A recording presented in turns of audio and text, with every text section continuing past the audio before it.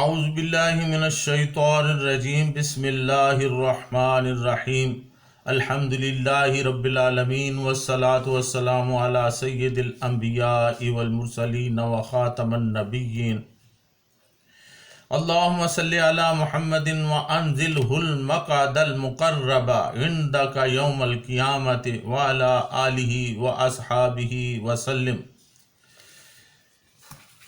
معزز ناظرین، السلام علیکم ورحمۃ اللہ وبرکاتہ۔ جاذب پبلیکیشن میں خوش آمدید۔ میں محمد سعید جاذب آپ کی خدمت میں حاضر ہوں۔ تعلیم القرآن کا سلسلہ جاری ہے اور میں آپ کی خدمت میں سورہ آل عمران کی تفصیلات و تشریحات کے ساتھ حاضر ہوں۔ آج کی نشست میں سورہ آل عمران کی آیت نمبر 145 شامل ہے۔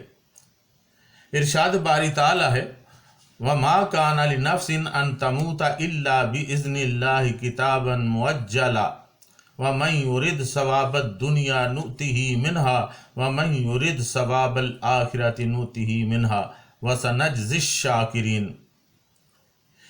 کوئی شخص اللہ تعالیٰ کے حکم کے بغیر نہیں مر سکتا۔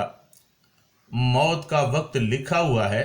جو شخص دنیا میں بدلہ کی نیت سے کام کرے گا تو اسے ہم دنیا میں ہی دے دیتے ہیں، اور جو آخرت کا بدلہ چاہتا ہو اسے ہم آخرت میں بدلہ دیتے ہیں، اور شکر گزاروں کو عنقریب ہم جزا دیں گے۔ ناظرین، موت ایک اٹل حقیقت ہے اور اس کا وقت بھی مقرر ہے۔ جیسا کہ ارشاد فرمایا: وَمَا كَانَ لِنَفْسٍ أَن تَمُوتَ إِلَّا بِإِذْنِ اللَّهِ كِتَابًا مُؤَجَّلًا۔ کوئی شخص اس اللہ تعالیٰ کے حکم کے بغیر نہیں مر سکتا۔ موت کا وقت لکھا ہوا ہے۔ موت اللہ تعالیٰ کے حکم سے آتی ہے۔ نہ کوئی بیماری کسی کو مار سکتی ہے، نہ کوئی کسی کو قتل کر سکتا ہے، لیکن جب اللہ تعالیٰ کا لکھا آ جاتا ہے تو پھر اس کو ٹال نہیں سکتا۔ کس نے کس طرح مرنا ہے یہ بھی لکھا جا چکا ہے، اور اگر کوئی حادثہ میں مرتا ہے تو یہ ایسے ہی ہے، اس کی قسمت میں اسی طرح لکھا تھا۔ اگر کوئی آسمانی یا زمینی قدرتی آفت سے مرتا ہے، جیسے زلزلوں میں بیک وقت ہزاروں لوگ مر جاتے ہیں، یہ سب بھی مقرر ہو چکا ہے۔ غرض جس طرح کسی بندہ کو اس کی پیدائش کے بارے میں انتخاب کا کوئی حق نہیں، کب اس نے پیدا ہونا ہے اس سے مشورہ نہیں کیا جاتا، کہاں اور کس کے ہاں پیدا ہونا ہے کوئی اس سے نہیں پوچھتا، یہ سب خدائی فیصلے ہیں۔ اسی طرح کا معاملہ موت کا ہے۔ یہ خالق کے اپنے راز ہیں، وہ جس طرح چاہتا ہے پیدا کرتا ہے اور جس طرح چاہتا ہے مار دیتا ہے۔ حضرت مولانا عبد الرحمن کیلانی رحمۃ اللہ علیہ لکھتے ہیں کہ موت کا تعلق میدان جنگ سے قطعی نہیں، بلکہ وہ گھر پر بھی آ سکتی ہے۔ اس کا تو ایک وقت مقرر ہے۔ رسول اللہ صلی اللہ علیہ وسلم اور خلفائے راشدین رضی اللہ عنہم نے بے شمار غزوات میں شرکت فرمائی، لیکن چونکہ ابھی موت کا وقت نہیں آیا تھا اس لیے صحیح سلامت واپس آتے رہے، اور جب موت کا وقت آ جاتا ہے تو گھر پر بھی انسان اس سے نہیں بچ سکتا۔ اسی طرح سپہ سالار ہونے کی حیثیت سے حضرت خالد بن ولید رضی اللہ تعالیٰ عنہ کا جو مقام ہے اسے سب جانتے ہیں۔ آپ رضی اللہ تعالیٰ عنہ کی ساری زندگی جنگوں میں گزری۔ جسم کا کوئی حصہ ایسا نہ تھا جہاں تلوار یا نیزہ کا نشان موجود نہ ہو، لیکن موت میدان جنگ میں نہیں بلکہ گھر پر بستر مرگ پر ہی آئی۔ اس سے صاف پتہ چلتا ہے کہ موت کا جنگ اور میدان جنگ سے کوئی تعلق نہیں۔ اس کا اپنا ایک مقررہ وقت ہے، اور وہ جب آ جاتا ہے تو کوئی انسانی تدبیر مرنے والے کو موت کے منہ سے نہیں بچا سکتی۔ ناظرین، اکثر لوگ سوال کرتے ہیں کہ جب موت کا ایک وقت اور طریقہ مقرر ہے تو پھر خودکشی حرام کیوں ہے؟ در حقیقت انسان کا اپنا جسم اور زندگی اس کی ذاتی ملکیت اور کسبی نہیں ہے۔ کسبی سے مراد کمائی ہوئی، بلکہ اللہ تعالیٰ کی امانت ہے۔ زندگی اللہ تعالیٰ کی ایسی عظیم نعمت ہے جو باقی تمام نعمتوں کے لیے اساس یعنی بنیاد کی حیثیت رکھتی ہے۔ اسی لیے اسلام نے جسم و جان کے تحفظ کا حکم دیتے ہوئے تمام افراد معاشرہ کو اس امر کا پابند بنایا ہے کہ وہ بہر صورت زندگی کی حفاظت کریں۔ اسلام نے ان اسباب اور موانعات کے تدارک پر مبنی تعلیمات بھی اسی لیے دی ہیں تاکہ انسانی زندگی پوری حفاظت و توانائی کے ساتھ کارخانہ قدرت کے لیے کارآمد ہو۔ یہی وجہ ہے کہ اسلام نے خودکشی یعنی سوسائڈ کو حرام قرار دے دیا ہے۔ اسلام کسی انسان کو خود اپنی جان تلف کرنے کی ہرگز اجازت نہیں دیتا۔ پارہ نمبر 2 سورۃ البقرہ آیت نمبر 195 میں ارشاد باری تعالیٰ ہے وَلَا تُلْقُوا بِأَيْدِيكُمْ إِلَى التَّهْلُكَةِ، اور اپنے ہاتھوں سے خود کو ہلاکت میں نہ ڈالو۔ امام بغوی رحمۃ اللہ علیہ نے اس آیت کی تفسیر میں لکھا ہے کہ اور یہ بھی کہا کہ اس سے مراد کسی مسلمان کا خودکشی کرنا ہے۔ وَقِيلَ أَرَادَ بِهِ الْمُسْلِمُ نَفْسًا۔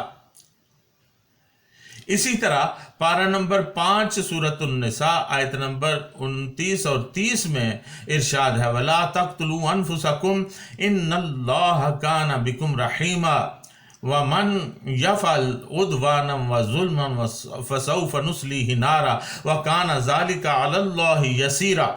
اور اپنی جانوں کو مت ہلاک کرو، بے شک اللہ تعالیٰ تم پر مہربان ہے، اور جو کوئی تعدی اور ظلم سے ایسا کرے گا تو ہم عنقریب اسے دوزخ کی آگ میں ڈال دیں گے، اور یہ اللہ تعالیٰ پر بالکل آسان ہے۔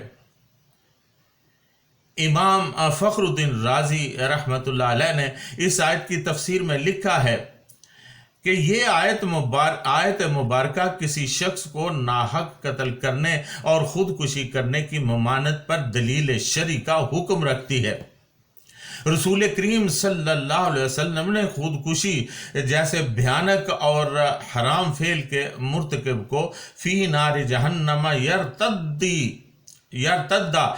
فیہ خالدن مخلدن فیہا ابدا، وہ دوزخ میں جائے گا، ہمیشہ اس میں گرتا رہے گا اور ہمیشہ ہمیشہ وہیں رہے گا۔ ناظرین، اٹامک سائنٹسٹ انجینئر سلطان بشیر محمود صاحب لکھتے ہیں کہ رسول اللہ صلی اللہ علیہ وسلم کی احادیث سے ثابت ہوتا ہے کہ اگرچہ دنیوی زندگی کی مدت مقرر ہے لیکن انسان اپنے اوپر ظلم کر کے مقررہ وقت سے پہلے مرتے رہتے ہیں۔ اسی لیے حکم ہے کہ اپنے آپ کو خام خواہ ہلاکت میں نہ ڈالو یا خود خودکشی کی موت حرام ہے۔ آپ صلی اللہ علیہ وسلم سے مروی ہے کہ دودھ پیا کرو، اس سے عمر میں اضافہ ہوتا ہے، اور پھر بیماری کی حالت میں علاج کرانا نبی اکرم صلی اللہ علیہ وسلم کی اپنی سنت ہے۔ اس کے علاوہ روایات، احادیث اور قرآنی آیات سے ثابت ہوتا ہے کہ انسان کی ڈیزائنڈ لائف بہت زیادہ ہے۔ حضرت نوح علیہ السلام 950 سال سے زیادہ عرصہ زندہ رہے، لیکن انسان صدیوں پر محیط، اپنی عادات، اخلاق، اطوار میں انحطاط کی وجہ سے اب اپنی ڈیزائنڈ لائف تک نہیں پہنچ پا رہا، لیکن پھر بھی احتیاط، اصلاح اور دعا کی وجہ سے ہم ہونی موت سے بھی بچ سکتے ہیں۔ مثلا کہا گیا ہے کہ دعا اور صدقہ موت کا بھی علاج ہے، لیکن ہوگا یہ بھی اللہ تعالیٰ کے ہی اذن سے، اس کے حکم سے ہوگا۔ غرض زندگی وقتی طور پر بڑھ سکتی ہے لیکن موت سے آزادی نہیں، اور یہ سب کچھ بھی اللہ تعالیٰ کے حکم کے تابع ہوتا ہے۔ اسی لیے زندگی، صحت اور ہدایت کے لیے ہمیں اللہ تعالیٰ سے دعا کرتے رہنا چاہیے۔ وَمَن يُرِدْ ثَوَابَ الدُّنْيَا نُؤْتِهِ مِنْهَا وَمَن يُرِدْ ثَوَابَ الْآخِرَةِ نُؤْتِهِ مِنْهَا وَسَنَجْزِي الشَّاكِرِينَ۔ جو شخص دنیا میں بدلہ کی نیت سے کام کرے گا تو اسے ہم دنیا میں ہی دے دیتے ہیں، اور جو آخرت کا بدلہ چاہتا ہو اسے ہم آخرت میں بدلہ دیں گے، اور شکر گزاروں کو ان قریب ہم جزا بھی دیں گے۔ یعنی ہر شخص کے لیے اجر و ثواب اس کی نیت اور ارادے کے مطابق ملتا ہے۔ جو شخص دنیا کا ارادہ کرتا ہے ہم اس کو دنیا میں ہی بدلہ دے دیتے ہیں، اور جو شخص آخرت میں اجر چاہتا ہے اسے دنیا اور آخرت دونوں میں عطا کر دیا جاتا ہے۔ پارہ نمبر 5 سورۃ النساء آیت نمبر 134 میں ارشاد باری تعالیٰ ہے، من کانا یرید ثواب الدنیا فعند اللہ ثواب الدنیا والآخرہ۔ جو شخص دنیا کے بدلہ کا ارادہ رکھتا ہے تو اللہ کے ہاں تو دنیا کا بدلہ بھی ہے اور آخرت کا بھی ہے۔ ظاہر ہے کہ کوئی شخص دنیا کی خواہش کرتا ہے تو اللہ تعالیٰ اس کو صرف دنیا کی نعمتیں عطا کرتا ہے۔ دنیا فانی ہے تو اس کی نعمتیں بھی یہیں تک محدود ہیں، اور جو کوئی آخرت کی خواہش کرتا ہے یعنی اللہ تعالیٰ کی رضا کے لیے تگ و دو اور جہاد کرتا ہے تو اس کی اس نیک خواہش کا اجر اس کو دنیا میں تو ملتا ہی ہے، آخرت میں بھی اللہ تعالیٰ اسے بخوبی اجر عطا فرماتا ہے۔ اور یقیناً اللہ تعالیٰ وَسَنَجْزِي الشَّاكِرِينَ اپنے شکر گزار بندوں کو جلد ہی جزا عطا فرمائے گا۔ ناظرین، اللہ تعالیٰ سے دعا ہے کہ اللہ تعالیٰ ہمیں اپنے بہترین اجر سے نوازے، اور ہمیں دنیا میں بھی اور پھر آخرت میں بھی اس کی بہترین جزا عطا فرمائے۔ اللہ تعالیٰ ہمیں وہ نیکیاں کرنے کی توفیق عطا فرمائے جو اسے پسند ہیں، اور ان برائیوں سے بچنے کی توفیق عطا فرمائے جن سے وہ ناراض ہوتا ہے، غضبناک ہوتا ہے۔ اس دعا کے ساتھ ہی آج کی نشست میں اجازت، وما علینا الا البلاغ المبین۔